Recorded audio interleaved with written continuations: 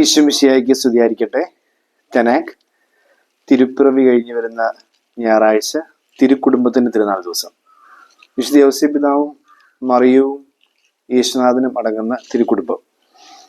നമ്മൾ ഈ തിരുക്കുടുംബത്തെക്കുറിച്ചൊക്കെ ചിന്തിക്കുമ്പോൾ എപ്പോഴും നമ്മളുടെയൊക്കെ കുടുംബങ്ങൾ തിരുക്കുടുംബം പോലെ ആയിത്തീരണമേ നമ്മൾ ആഗ്രഹിക്കുകയും പ്രാർത്ഥിക്കുകയും ചെയ്യാറുണ്ട്. അപ്പോൾ നമ്മൾ ചിന്തിച്ചിട്ടുള്ളൊരു കാര്യമാണ് ആ തിരുക്കുടുംബം പോൽ ഒരു കുടുംബം തീർക്കുക നീ എന്നൊക്കെ പറഞ്ഞുകൊണ്ടൊരു ആശംസ കണക്കൊക്കെ നമ്മൾ വിവാഹവേളയിലൊക്കെ പാടാറുണ്ട്. പക്ഷെ ഈ കുടുംബം കടന്നുപോയിട്ടുള്ള ക്ലേശങ്ങൾ, അവരുടെ ദുരിതങ്ങൾ, ഇതെല്ലാം നമ്മൾ ഒന്ന് ഓർത്തെടുക്കുകയാണെങ്കിൽ ആ കുടുംബം പോലെ ആകണോ നമ്മുടെ കുടുംബം നമ്മൾ ചിന്തിച്ചു പോകും. കാരണം വിവാഹം കഴിയുന്നതിന് മുമ്പേ പെൺകുട്ടി ഗർഭിണിയായി കാണപ്പെടുന്നു. അവളെ സ്വീകരിക്കേണ്ടി വരുന്ന ഭർത്താവ് അവരുടെ ജീവിതയാത്ര ആരംഭിക്കുമ്പോൾ തന്നെ ഗർഭിണിയായ ഭാര്യയും കൂട്ടിക്കൊണ്ട് ക്ലേശകരമായ ഒരു യാത്ര. ഇടം കിട്ടുന്നില്ല, പ്രസവത്തിനായിട്ട് വീടില്ല, സത്രമില്ല, കാലിത്തൊഴുത്തിൽ കുഞ്ഞിന് ജന്മം കൊടുക്കേണ്ടി വരുന്നു. എന്നിട്ട് അവിടുത്തെ രാജാവ്, ദുഷ്ടനായ രാജാവ്, ഒരു യുദ്ധം പ്രഖ്യാപിക്കുന്ന ഒരു കുഞ്ഞിനെ കൊല്ലാനായിട്ട് പടയാളികൾ ഇറക്കി വിടുന്നു. അവിടുന്ന് ഒളിവില് ഒരു അന്യദേശത്ത് പലായനം ചെയ്യേണ്ടി വരുന്നു. അവിടെ ദീർഘകാലം താമസിക്കേണ്ടി വരുന്നു. പിന്നെ തിരിച്ചു വരുന്നു. അങ്ങനെ ആ ഒരു ജീവിതം ആരംഭിക്കുമ്പോൾ തന്നെ ക്ലേശങ്ങളുടെ ഒരു നീണ്ട പരമ്പരയാണ്. പിന്നെ അങ്ങോട്ട് പോകുമ്പോൾ നമ്മൾ കാണുന്നുണ്ട് അത്ര സമ്പന്നമായ ഒരു കുടുംബമൊന്നുമില്ല, ദരിദ്രമായൊരു കുടുംബ പശ്ചാത്തലമാണ് ആശാരിയുടെ മരപ്പണിക്കാരന്റെ വീടുമായിട്ട് ബന്ധപ്പെട്ട് നമ്മൾ കാണുന്നത്. 12-ാം വയസ്സിൽ എത്തുമ്പോഴത്തേക്ക് കുഞ്ഞിനെ കാണാൻ പോകുന്ന ഒരു ദുരന്തം നമ്മളവിടെ വായിക്കുന്നുണ്ട്. നമ്മളങ്ങനെ ഒരുപാട് ക്ലേശങ്ങളിലൂടെ കടന്നു പോകുന്നൊരു കുടുംബമായിട്ട് നമ്മൾ തിരുക്കുടുംബത്തിൽ കാണുന്നത്. പക്ഷേ ഈ കുടുംബം വലിയ വിശ്വാസത്തിന്റെയും ഉറപ്പിന്റെയും ഒക്കെ കുടുംബമായിട്ടാണ് നമ്മൾ കാണുന്നത്. നസ്രത്തിലെ കുടുംബം എന്നറിയപ്പെടുന്നത്, നസ്രത്തിലെ തിരുക്കുടുംബം. നമ്മൾ ഈ തിരുക്കുടുംബത്തിന്റെ ആ നേറ്റിവിറ്റി സീൻ, ആ ക്രിസ്തുവിന്റെ തിരുപ്പിറവിയായിട്ട് ബന്ധപ്പെട്ട് നിൽക്കുന്ന ഒരു മാപ്പൊക്കെ നമ്മൾ നോക്കുന്നതല്ലായിരിക്കും. ഞാനിങ്ങനെ ചിന്തിക്കായിരുന്നു, അവര് യാത്ര ചെയ്തു പോയൊരു വഴികളും അല്ലെങ്കിൽ അവര് പാർത്ത ഇടങ്ങളും ഒക്കെ ഒന്ന് ഓർത്തെടുക്കുകയാണെങ്കിൽ നമുക്ക് നമ്മുടെ കുടുംബങ്ങളുമായിട്ട് ബന്ധപ്പെടുത്തി അത് ചിന്തിക്കാൻ സാധിക്കും. കാരണം ആ തിരുക്കുടുംബത്തിന്റെ യാത്രയൊക്കെ തുടങ്ങുന്നത് നസ്രത്തിൽ നിന്നുമാണ്. ജോസഫ് ബെത്ലഹേമിലേക്ക് പോകുന്നു എന്ന് പറഞ്ഞുകൊണ്ട് നമ്മൾ ലൂക്ക 2:4 നമ്മൾ വായിക്കുന്നുണ്ട്. നസ്രത്തിൽ നിന്ന് പേരെഴുതിക്കാനായിട്ട് ബെത്ലഹേമിലേക്ക് പോകുന്നു. നസ്രത്താണ് തുടക്കയിടം. പിന്നെ ബെത്ലഹേമിൽ വെച്ച് കുഞ്ഞ് ജനിക്കുന്നു. കുഞ്ഞ് ജനിച്ചു കഴിഞ്ഞിട്ട് പിന്നെ ഈജിപ്തിലേക്ക് പോകേണ്ടി വരും എന്ന് പറയുന്ന ഒരു സംഭവമുണ്ട്. പക്ഷെ ലൂക്കായും മത്തായും കൊണ്ട് നമ്മളൊന്ന് ചേർത്ത് വെച്ച് വായിക്കുകയാണെങ്കിൽ ചില ചരിത്രകാരന്മാർ പറയുന്നതനുസരിച്ച് അവര് ഈജിപ്തിലേക്ക് പലായനം ചെയ്തതിന് മുമ്പ് 40 ദിവസം ആയപ്പോഴത്തേക്ക് അവർ ബെത്ലഹേമിൽ നിന്നും ജെറുസലേമിലേക്ക് ഒരു യാത്ര നടത്തിയിട്ടുണ്ട് കുഞ്ഞിനെ സമർപ്പിക്കാൻ വേണ്ടി. എന്നിട്ട് അവിടുന്ന് പിന്നീട് ബെത്ലഹേമിൽ വഴി അവർ തിരികെ ഈജിപ്തിലേക്ക് പോയെന്ന്, ഈജിപ്തിൽ നിന്ന് വീണ്ടും നസ്രത്തിലേക്ക് വന്നുമാണ് നമ്മൾ വായിക്കുന്നത്. അപ്പം ഇടയ്ക്ക് ജെറുസലേം വരുന്നുണ്ട്. ബൈബിളിൽ അത് കൃത്യമായിട്ടും ഈ ഒരു മാപ്പിന്റെ പശ്ചാത്തലത്തിൽ പറയുന്നില്ലെങ്കിലും മത്തായിയുടെ സുവിശേഷ പ്രകാരം നമ്മൾ നോക്കുകയാണെങ്കിൽ നസ്രത്ത് ബെത്ലഹേമിൽ നിന്ന് ഈജിപ്തിൽ നിന്ന് വീണ്ടും നസ്രത്ത്, അങ്ങനെയാണ് നമ്മൾ കാണുന്നത്. പക്ഷെ ഇടയ്ക്ക് ജെറുസലേം കൂടി വരുന്നുണ്ട്. ഇതൊരു നമ്മൾ മൈലുകൾ താണ്ടിയുള്ള യാത്രയാണ്. നസ്രത്തിൽ നിന്ന് ബെത്ലഹേമിലേക്കുള്ള യാത്ര തന്നെ ഏതാണ്ട് 100-112 കിലോമീറ്റർ ഉണ്ടെന്നാണ് പറയുന്നത്. അതാണ് 145 കിലോമീറ്റർ തെക്ക് സ്ഥിതി ചെയ്യുന്ന ഒരു സ്ഥലമായിട്ടാണ് പറയുന്നത്. പക്ഷെ ഒരു ഷോർട്ട് കട്ടൊക്കെ പറയുന്നൊരു കാര്യമുണ്ട്, സമരിയ ഒഴിവാക്കിയൊക്കെ പോകുന്നൊരു വഴിയൊക്കെ. അങ്ങനെ കണക്കാക്കിയാൽ പോലും ഒരു 100-112 കിലോമീറ്റർ വരെ യാത്രയുണ്ട്. കാൽനടയായി അല്ലെങ്കിൽ കഴുതപ്പുറത്ത് കയറിയൊക്കെ യാത്ര ചെയ്യുമെന്ന് പറഞ്ഞാൽ പോലും ഏതാണ്ട് 6-7 ദിവസങ്ങൾ വരെ നീണ്ടു നിൽക്കുന്ന യാത്ര. അങ്ങനെയാണ് അവർ ബെത്ലഹേമിൽ എത്തുന്നത്. ബെത്ലഹേമിൽ നിന്ന് പിന്നീട് ഈജിപ്തിലേക്ക് അതിനേക്കാൾ ദൈർഘ്യമേറിയ യാത്ര. അവിടെ വർഷങ്ങളോളം ജീവിച്ചു എന്നൊക്കെ ചിലർ പറയുന്നുണ്ട്. അത് കഴിഞ്ഞ് പിന്നീട് നസ്രത്തിലേക്ക് തിരികെ വരുന്നു. എന്താണെങ്കിലും ഈ ഒരു മാപ്പ് നമ്മൾ നോക്കുകയാണെങ്കിൽ ഇങ്ങനെ ക്ലേശകരമായ ഒരു യാത്ര നമുക്ക് മനസ്സിലാക്കാൻ സാധിക്കും. നമുക്കതൊന്ന് മാറ്റി വെച്ചിട്ട് ഈ യാത്രയിൽ ഉടനീളം അവർ പുലർത്തിയിരുന്നൊരു പ്രത്യാശയും വിശ്വാസവും ഒക്കെ ഉണ്ട്. അതാണ് ഈ തിരുക്കുടുംബത്തിന്റെ ബലം, അല്ലെങ്കിൽ തിരുക്കുടുംബം പോലെ ആക്കണമേ നമ്മുടെ കുടുംബത്തെയും എന്നൊക്കെ നമ്മൾ പ്രാർത്ഥിക്കുമ്പോൾ ചിന്തിക്കുന്നത്. ഇത്രയും ക്ലേശങ്ങളിലൂടെ കടന്നുപോയിട്ടും ദൈവവിശ്വാസത്തില് പ്രത്യാശയോടുകൂടി അടിയുറച്ച് ദൈവത്തെ മുറുകെ പിടിച്ച് ഈശോയെ മുറുകെ പിടിച്ച് യാത്ര ചെയ്ത് ഔസേപ്പിതാവും മാതാവും. ഇതുപോലെ നമ്മുടെ കുടുംബങ്ങളും എല്ലാ ക്ലേശങ്ങളിലൂടെയും ദുരിതങ്ങളിലൂടെയും കടന്നു പോകുമ്പോഴും ഈശോയെ മുറുകെ പിടിച്ച് യാത്ര ചെയ്യണം എന്നുള്ള ഓർമ്മപ്പെടുത്തലാണ് നമുക്ക് കാണാൻ സാധിക്കുക. നമുക്ക് ഈ സ്ഥലങ്ങളുടെ പേരുകളിൽ നിന്ന് ചില കാര്യങ്ങളൊന്ന് മനസ്സിലാക്കാൻ ശ്രമിക്കാം. ആദ്യം പറയുന്നത് നസ്രത്താണ്. നസ്രത്തിൽ നിന്നാണ് തുടങ്ങുന്നത്. ഒരു യുവാവും യുവതിയും അല്ലെങ്കിൽ ഒരു ഭാര്യ ഭർത്താവും ആയിട്ട് അവര് കർത്താവിന്റെ സന്നിധിയിൽ വെച്ച് ഒരു കുടുംബജീവിതത്തിന്റെ യാത്ര ആരംഭിക്കുക. നമ്മൾ പലപ്പോഴും ആമുഖമൊക്കെ പറയുമ്പോഴും പറയാറുണ്ട്, 2 വീടുകളിൽ നിന്നും 2 വഴികളിലൂടെ ഒറ്റ വാതിൽ കടന്ന് ഒറ്റ ആൾത്താരയ്ക്ക് മുമ്പിൽ എത്തിയവർ ഒന്നായി തീർന്ന് തിരികെ ഒരു വാതിലിലൂടെ ഒരു വഴിക്ക് ഒരു വീട്ടിലേക്ക് പോയി ഒരു കുടുംബ പടുത്തുയർത്താനുള്ള ജീവിതയാത്ര ആരംഭിക്കുകയാണ് എന്നൊക്കെ നമ്മൾ പറയാറുണ്ടല്ലോ. എന്ന് പറഞ്ഞ പോലെ ഇവര് തുടങ്ങുന്നത് നസ്രത്തിൽ നിന്നാണ്. നസ്രത്ത് എന്ന വാക്ക് നസ്രത്ത് എന്ന സ്ഥലം 2 പ്രാവശ്യം വരുന്നുണ്ട്. നസ്രത്ത് എന്ന ആദ്യത്തെ അർത്ഥം നമുക്ക് എടുക്കാവുന്നത് ഏഷ്യ 11:1 നിന്നുമാണ്. ഏഷ്യ 11:1. നസ്രത്ത്, ഈ നസ്രത്ത് എന്ന ഹിബ്രു വാക്കിന് ഒരു റൂട്ടൊക്കെ പറയുന്നത് നെറ്റ്സാർ എന്ന് പറയപ്പെടുന്ന വാക്ക്. നെറ്റ്സാർ എന്ന വാക്കിന്റെ അർത്ഥം ശാഖ എന്നാണ്. ഏഷ്യ 11:1. ജസയുടെ കുറ്റിയിൽ നിന്ന് ഒരു മുള കിളിർത്തു വരും, അവന്റെ വേരിൽ നിന്നും ഒരു ശാഖ പൊട്ടിത്തളിർക്കും. അപ്പൊ ഈ ശാഖ ഉണ്ടാകുമെന്നാണ് നസ്രത്ത് എന്ന വാക്കിന്റെ ഒരു അർത്ഥം എന്ന് പറയുന്നത്. മറ്റൊരർത്ഥം നമ്മൾ പിന്നീട് കാണും. ഈ അർത്ഥം അനുസരിച്ച് ഒരു ഭാര്യയും ഭർത്താവും അവരുടെ ദാമ്പത്യ ജീവിത യാത്ര ആരംഭിക്കുമ്പോൾ അവർക്കൊരു പ്രതീക്ഷയുണ്ട്. ഇതിൽ നിന്ന് ഒരു ശാഖ കിളിർക്കും, അനുഗ്രഹങ്ങൾ പൂത്തുലയുന്ന ഒരു ശാഖ കിളിർക്കും ഞങ്ങളിൽ നിന്നും എന്ന പ്രത്യാശയോടുകൂടി തന്നെയാണ് ഒരു ഭാര്യയും ഭർത്താവും അവരുടെ കുടുംബജീവിത യാത്ര ആരംഭിക്കുന്നത്. നമ്മൾ അതിനോട് ചേർത്ത് വെച്ച് വായിക്കാവുന്ന ഏഷ്യ 11:1 ചേർത്ത് വെച്ച് വായിക്കാവുന്ന മറ്റൊരു വാക്യമാണ് ഹെബ്രായർ 11:1. വിശ്വാസം എന്നാൽ എന്ത്? കാണപ്പെടാത്തത് ഉണ്ട് എന്ന ബോധ്യവും പ്രത്യാശിക്കുന്നത് ലഭിക്കുമെന്ന ഉറപ്പുമാണ് വിശ്വാസം എന്ന് പറയുന്ന വാക്യം നമ്മൾ ഇതിനോട് ചേർത്ത് വെച്ച് ചിന്തിക്കാം. ആ വിശ്വാസത്തോടു കൂടി അവര് ഒരു ശാഖ, ഞങ്ങളിൽ നിന്നും ഒരു ശാഖ കിളിർക്കും എന്ന പ്രതീക്ഷയോടുകൂടി സ്വപ്നം കാണുകയാണ്.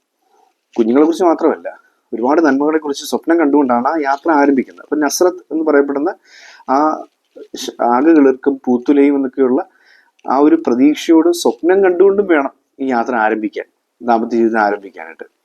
അവർ ചെല്ലുന്നത് ബെത്ലഹേമിലേക്കാണ്. എന്താണ് ബെത്ലഹേം എന്ന് പറയപ്പെടുന്ന സ്ഥലത്തിനടുത്ത്? ബെത്ലഹേം എന്ന വാക്കിനർത്ഥം അപ്പത്തിന്റെ വീടെന്നാണ്. തീർച്ചയായിട്ടും ഒന്നാമതൊരർത്ഥം ഇവർ അപ്പത്തിന് വേണ്ടിയുള്ള അധ്വാനമുണ്ട്.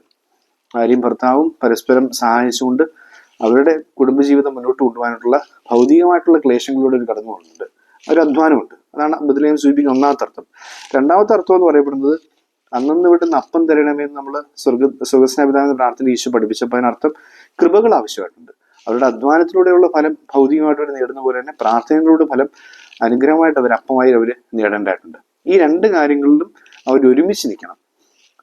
ജോലി ചെയ്യുന്നതിലാണെങ്കിലും പ്രാർത്ഥിക്കുന്നതിലാണെങ്കിലും ഒരുമിച്ച് നിന്നുകൊണ്ട് അനുഗ്രഹം വാങ്ങിക്കണം എന്നുള്ള ഓർമ്മപ്പെടുത്തലാണ് ബെത്ലഹേം സൂചിപ്പിക്കുന്നത്. അപ്പൊ അവർക്ക് കിട്ടുന്ന വലിയ അനുഗ്രഹങ്ങളിൽ ഏറ്റവും പ്രധാനപ്പെട്ട അനുഗ്രഹമാണ് അവരുടെ കുഞ്ഞുങ്ങൾ. അവരുടെ ബെത്ലഹേമിൽ വെച്ച് ഔസേപ്പിതാവിനും മറിയത്തിനും ഉണ്ണിയേശൻ ലഭിക്കുക. അതുപോലെ തന്നെ അധ്വാനത്തിന്റെയും പ്രാർത്ഥനയുടെയും ഫലമായിട്ട് അവർക്ക് ലഭിക്കുന്ന ഏറ്റവും വലിയ അനുഗ്രഹമാണ് അവരുടെ കുഞ്ഞുങ്ങൾ എന്ന് പറയുന്നത്. ഇതാണ് ബെത്ലഹേം സൂചിപ്പിക്കുന്നത്. അപ്പോൾ പ്രതീക്ഷയോടുകൂടി തുടങ്ങി വലിയ സ്വപ്നങ്ങൾ കണ്ടുകൊണ്ട് തുടങ്ങണം, അധ്വാനങ്ങളിൽ ഒരുമിച്ച് നിൽക്കണം, പ്രാർത്ഥനയിൽ ഒരുമിച്ച് നിൽക്കണം. ഇനി മൂന്നാമത് അവർ ചെന്നെത്തുന്നത് ഈജിപ്തിലേക്കാണ്. ഈജിപ്തിൽ ചെന്ന് മത്തായിയുടെ സുവിശേഷം 2:13 വാക്യത്തിൽ യോസേപ്പിതാവിന് കിട്ടുന്ന നിർദ്ദേശം അനുസരിച്ച് ഈജിപ്തിലേക്ക് അവർ പലായനം ചെയ്തു. എന്താണ് ഈജിപ്റ്റ്?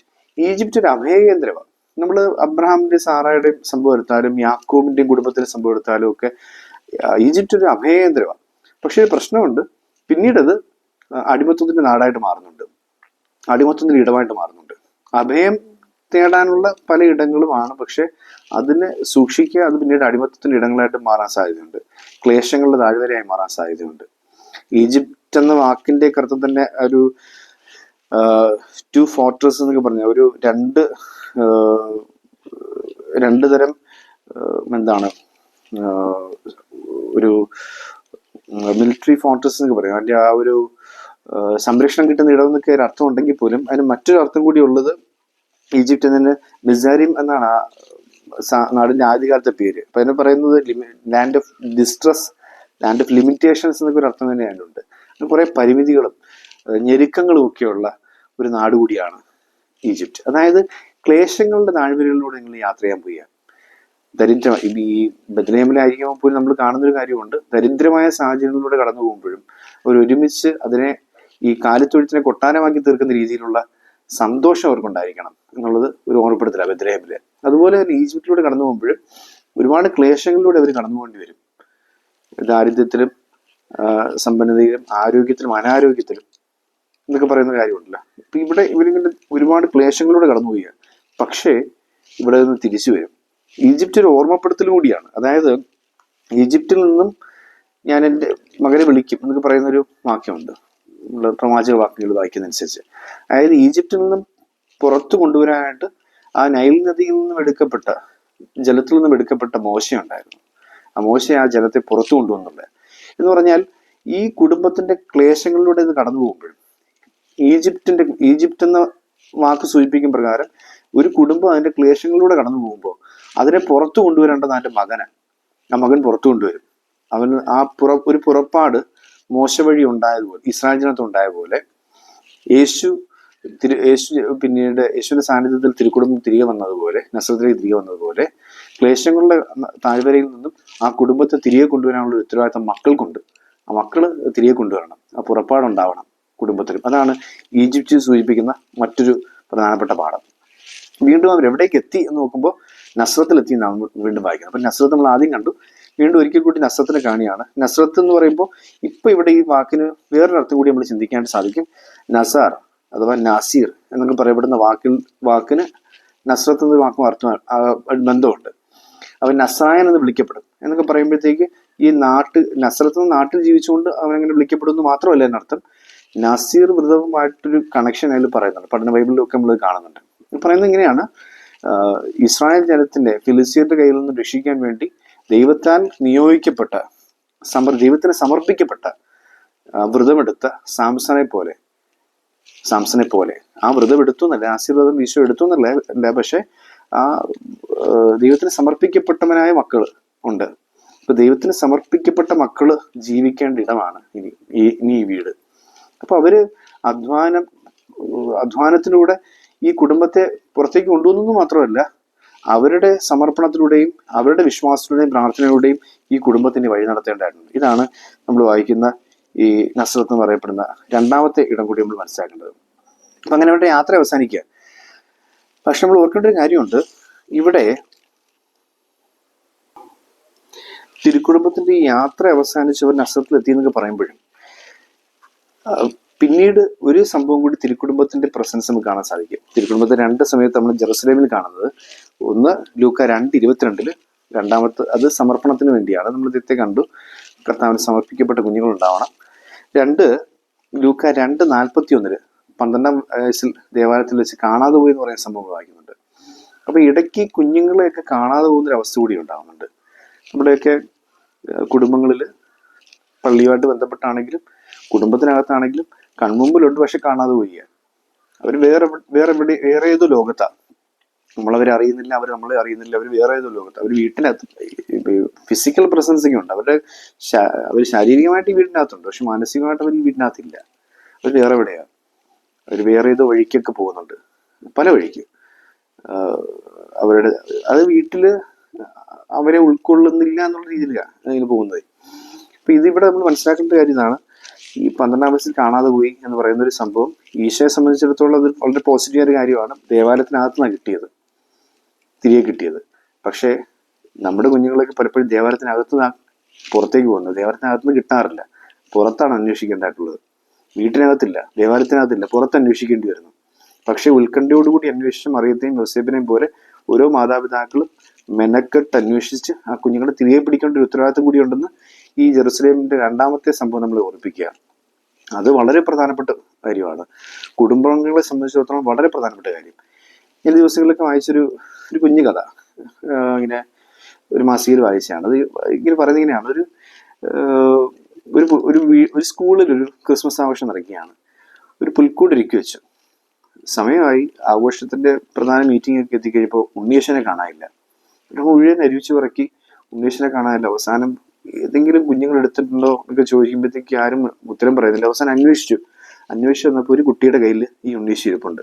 എന്തിനാ ഇതിനെ എടുത്തുകൊണ്ട് പോയെന്നൊക്കെ ചോദിച്ചിങ്ങനെ ശകാരിക്കാനൊക്കെ തുടങ്ങുമ്പോഴത്തേക്ക് ഈ ഒരു ടീച്ചർ സ്നേഹത്തോട് പറഞ്ഞ് ഉണ്ണീഷിനെ തിരികെ കൊടുത്തിട്ട് പറഞ്ഞ് ഞാൻ ഹാൻഡിൽ ചെയ്തോളാം എന്ന് പറഞ്ഞ് കുഞ്ഞിനെ കൊണ്ടുപോകുന്നു. എന്നിട്ട് കുഞ്ഞിനോട് കാര്യമായിട്ട് ചോദിക്കുക, എന്തിനാ മോനെ എടുത്തത്, മോനത് ഇത്രയ്ക്ക് ഇഷ്ടപ്പെട്ടെങ്കിൽ ഞാൻ വേറൊന്നും വാങ്ങിച്ചു തരത്തില്ലായിരുന്നു. അപ്പം ഈ കുഞ്ഞിൻ്റെ മറുപടി വ്യത്യസ്തമാണ്. കുഞ്ഞ് ഈ രൂപം ഇഷ്ടപ്പെട്ടുകൊണ്ടല്ല എടുത്തത്. കുഞ്ഞ് മറുപടി പറയുന്നതാണ്, അങ്ങനെ ഉണ്ണീശു അപ്പൻ്റെ അമ്മയുടെയും കൂടെ സുഖമായിട്ട് കിടന്ന് ഉറങ്ങണ്ട, എനിക്കങ്ങനെ കിടന്ന് ഉറങ്ങാൻ പറ്റുന്നില്ല, അപ്പൊ ഉണ്ണീശു അങ്ങനെ കിടന്ന് ഉറങ്ങണ്ട. ആ ഒരു അസൂയയുടെയും ആ കുറുമ്പ് നിറഞ്ഞ ദേഷ്യത്തിൻ്റെയൊക്കെ പേരില ഉണ്ണീശു അവൻ കവർന്നെടുക്കുന്നത്, എടുത്തു മാറ്റുന്നത്. പറയുന്നതാ, എനിക്കെൻ്റെ അപ്പൻ്റെ ബാക്ക്ഗ്രൗണ്ടൊക്കെ തിരക്കി വന്നപ്പോഴത്തേക്ക് മനസ്സിലായി ഈ കുഞ്ഞിൻ്റെ അപ്പനും അമ്മയും വഴക്കാണ്.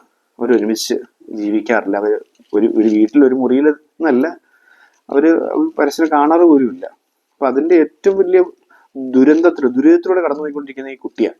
അപ്പൊ ഈ കുട്ടി എന്തിക്കുക, എൻ്റെ അപ്പനും അമ്മയുടെ ഒപ്പം എനിക്ക് ഇങ്ങനെ കിടന്ന് ഉറങ്ങാൻ പറ്റുന്നില്ല, അവരെന്നെ ഇങ്ങനെ നോക്കിയിരിക്കുന്നില്ല ഞാൻ കിടന്ന് ഉറങ്ങുമ്പോൾ. അപ്പൊ പിന്നെ എന്തിനാ ഉണ്ണീഷ് ഇങ്ങനെ അപ്പൻ്റെ അമ്മയുടെ നടുക്ക് എടുക്കണം, അവനെ എടുത്ത് മാറ്റാം, ഞങ്ങൾ രണ്ടും ഒരുമിച്ചിരിക്കട്ടെ എന്ന രീതിയിൽ അവനെ എടുത്ത് മാറ്റുക. ഇതൊരു കുഞ്ഞ് സംഭവമാണെങ്കിൽ പോലും ഇത് സൂചിപ്പിക്കുന്നൊരു കാര്യമുണ്ട്. വളരെ ചെറിയ പ്രായം തൊട്ട് കുഞ്ഞുങ്ങൾ അനുഭവിച്ചുകൊണ്ടിരിക്കുന്ന ഒരു ക്ലേശം. അപ്പനും അമ്മയും തമ്മിൽ തല്ലുമ്പോഴത്തേക്ക് അതിന്റെ ഏറ്റവും വലിയ കാഠിന്യത്തിലൂടെ കടന്നുപോയിക്കൊണ്ടിരുന്ന കുഞ്ഞുങ്ങളാണെന്നുള്ളൊരു ഓർമ്മപ്പെടുത്തുന്നുണ്ട് ഇതിൽ. നമ്മൾ ഓർക്കണം, ഈ ജെറുസലേം, ഈ തിരുക്കുടുംബത്തെ തിരുപ്പിറവിയായിട്ട് ബന്ധപ്പെട്ട് പറയുന്ന ആ സ്ഥലങ്ങളെല്ലാം കഴിഞ്ഞാൽ പിന്നീട് തിരുക്കുടുംബത്തെ കാണുന്ന ഒരു സ്ഥലമാണ് ഈ 12-ാം വയസ്സിൽ കാണാതെ പോയെന്ന് പറയുന്ന സ്ഥലം. അത് കുറെ കൂടി ഒന്ന് ഫോക്കസ് ചെയ്യേണ്ട ഒരു സംഭവമാണ്. മറ്റ് സംഭവങ്ങളെക്കാൾ കുറെ കൂടി ഫോക്കസ് ചെയ്യേണ്ട ഒരു കാര്യമാണ്.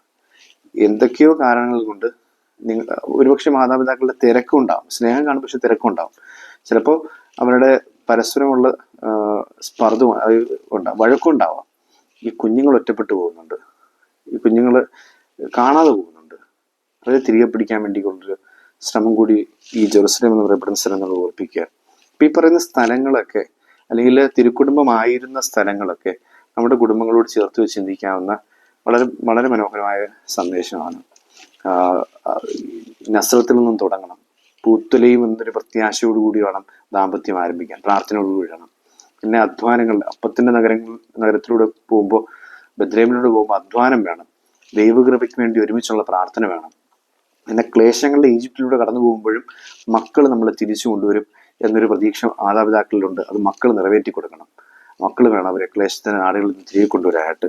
പിന്നെ വീണ്ടും ഒരു നസ്രത്തിലെത്തുമ്പോൾ ദൈവത്തിന് സമർപ്പിക്കപ്പെട്ട കുഞ്ഞുങ്ങളായിട്ട് ഇവർ വളരുന്നുണ്ട് എന്ന് മാതാപിതാക്കൾ ഉറപ്പിക്കണം. പിന്നെ വീണ്ടും ജെറുസലേമിലേക്ക് എത്തുമ്പോൾ ആ മക്കൾ കാണാതെ പോയ മക്കളെയൊക്കെ തിരികെ പിടിക്കണം. അവർ വീട്ടിൽ നിന്ന് കാണാതെ പോകുന്നു, പള്ളിക്കകത്ത് നിന്ന് കാണാതെ പോകുന്നു. ഈശോയെ പള്ളിക്കകത്താണ് കിട്ടിയത്, പക്ഷെ പള്ളിക്കകത്ത് നിന്ന് വീട്ടിൽ നിന്നൊക്കെ കാണാതെ പോകുന്ന ഒരുപക്ഷെ ഫിസിക്കൽ പ്രസൻസ് ഉണ്ട് അവിടെ, അവരുടെ ശാരീരികമായിട്ട് അവരോടുണ്ട്, പക്ഷെ മാനസികമായിട്ട് അവരവിടൊന്നും ഇല്ല. തിരികെ പിടിച്ചുകൊണ്ടുവരാനായിട്ടുള്ളൊരു ഉത്കണ്ഠയോടുകൂടി മാതാവ് പറയുകയാണ്, ഞാനും നിന്റെ പിതാവും ഉത്കണ്ഠയോടുകൂടി നിന്നെ അന്വേഷിക്കായിരുന്നു. അങ്ങനെ ഒരു അന്വേഷണം നമുക്കും ആവശ്യമായിട്ടുണ്ട്. അവരെ തിരികെ പിടിക്കണം, അവർക്ക് ജീവിക്കാൻ പറ്റുന്ന സാഹചര്യങ്ങൾ ഉണ്ടാക്കി കൊടുക്കണം. ഒരു കുറവും അറിയിക്കാതാണ് ഞാൻ എൻ്റെ മക്കളെ വളർത്തുന്നതൊക്കെ ചില മാതാപിതാക്കൾ പറയാറുണ്ട്. തെറ്റാ. കുറവ് അറിയിച്ചാണ് മാതാപിതാക്കൾ മക്കളെ വളർത്തേണ്ടത്. അവരുടെ ക്ലേശങ്ങളും ദുരിതങ്ങളും ദുഃഖങ്ങളും വീട് കാലിത്തൊഴുത്താണെന്നുള്ളതും ഇപ്പോൾ നമ്മൾ ഈജിപ്തിലാണെന്നുള്ളതും നമ്മുടെ നസ്രത്തിലെ ക്ലേശങ്ങളുണ്ടെന്നുള്ളതും ഇതെല്ലാം അറിയിച്ചു തന്നെയാണ് മക്കളെ വളർത്തേണ്ടത്. അതെല്ലാം അറിയുന്ന മക്കള് അവരോടൊപ്പം നിൽക്കും, സമൂഹത്തിലെ ദരിദ്രരോടൊപ്പം നിൽക്കും, കഷ്ടപ്പെടുന്നതിനോടൊപ്പം നിൽക്കും, അനീതി പ്രവർത്തിക്കത്തില്ല. അത്തരത്തിലൊരു കുടുംബം പടുത്തുയർത്താനുള്ളൊരു വലിയ പാഠം തിരുക്കുടുംബം നമുക്ക് ഉപയോഗിക്കുന്നുണ്ട്. തിരുക്കുടുംബം നൽകുന്ന പാഠങ്ങളെ ഹൃദയപൂർവ്വം സ്വീകരിച്ച് ആ തിരുക്കുടുംബം പോലെ നമ്മുടെ കുടുംബങ്ങളാക്കി തീർക്കാനുള്ള കൃപയ്ക്ക് പ്രാർത്ഥിക്കാം. ദൈവം അനുഗ്രഹിക്കട്ടെ.